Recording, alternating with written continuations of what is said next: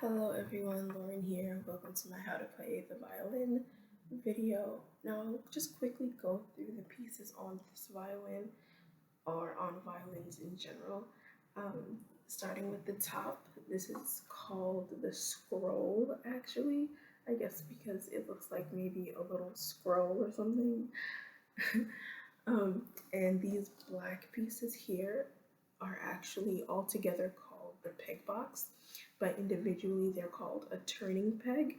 And the reason as to why it's called a turning peg is because it loosens or tightens the strings of your violin. And then going further down is actually the neck. So this is where you would actually be holding your violin for safety if you're holding it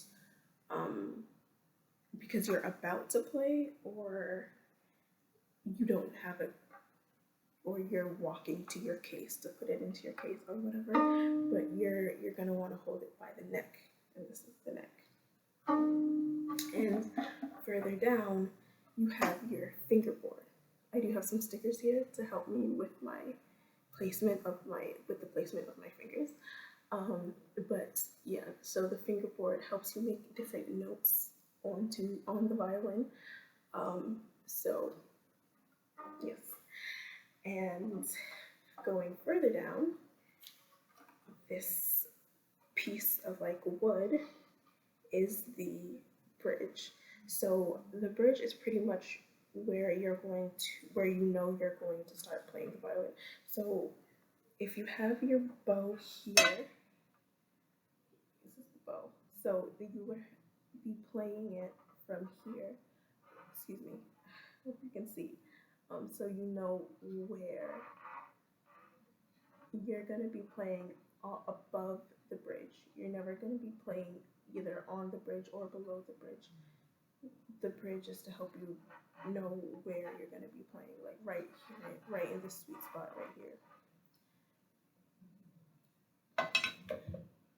And below that is this actually helps with tuning your violin. This is called is the tailpiece. This is the tailpiece. And it can actually help you tune your violin because these little turning knobs here, they can help you tune your violin. Sadly, I don't know how to tune it, so my violin is sadly out of tune. And there is another way you can tune your violin. I just don't have it because I cannot find it, sadly. But yes.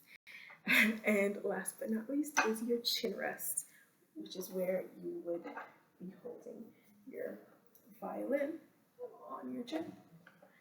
Now, I am right-handed, so my chin rest is on my left side, so I hold my violin on my left side. If you were left-handed, it would be the opposite. So it would be the opposite. You would be holding your violin in your right hand while your bow is in your left hand.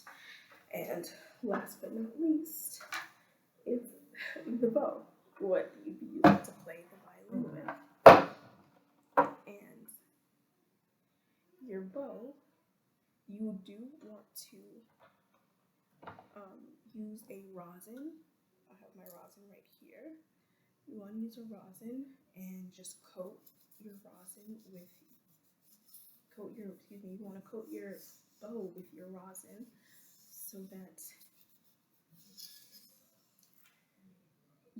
so that the sound comes out more clear when you're playing your violin. So it sounds out more clear, and like the strings will, it's like a vibration almost, and the strings will come out more clearly when you use a rosin on your bow. Now the thing is that you want to put enough rosin on your bow, because if you don't put enough rosin or you put no rosin, there is a chance that your bow can sound the sound coming out of your violin can end up sounding more